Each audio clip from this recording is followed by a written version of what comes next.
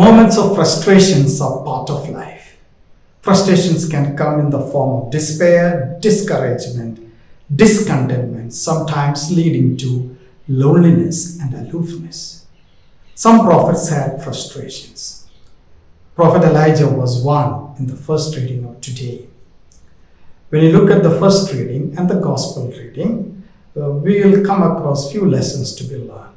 Number one, go with God. Even though Prophet Elijah was frustrated, his life was threatened, he communicated with God. Most of us communicate only in good time. Do we communicate with God when you are in difficulty, when we are frustrated, when we lose everything in life? Prophet Elijah continued to communicate with God with sincerity, frankness, and he opened his mind and heart to God. How often we are with God, how often God is with us in our daily lives. Number two, look beyond this life. Everything is not eating and drinking.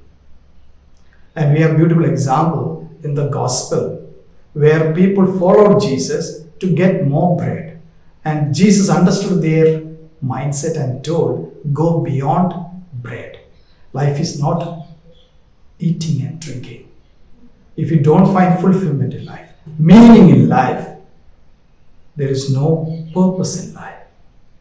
We need to find meaning. Meaning in what we do, meaning in what we are, and find happiness in whatever the way we are. And Jesus gave us the idea, it is not bread alone that matter.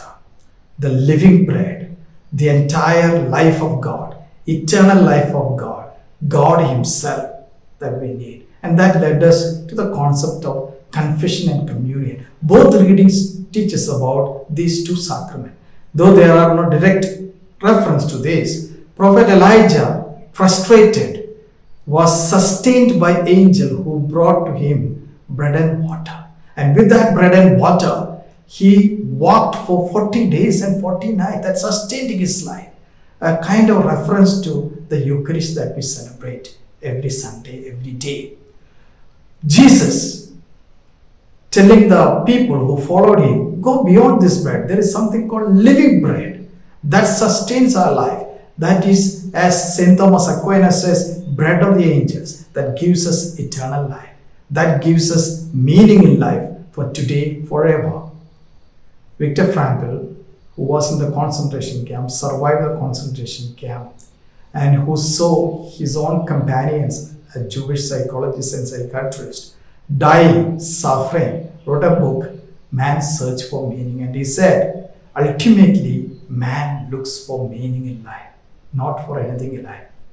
And this meaning is found not in good moments, even bad moments. No matter what suffering you go through, no matter with whom you live, no matter whether it's heat or cold, no matter what frustrations you go in life, it is you who make the meaning, and that meaning gives you fulfillment in life.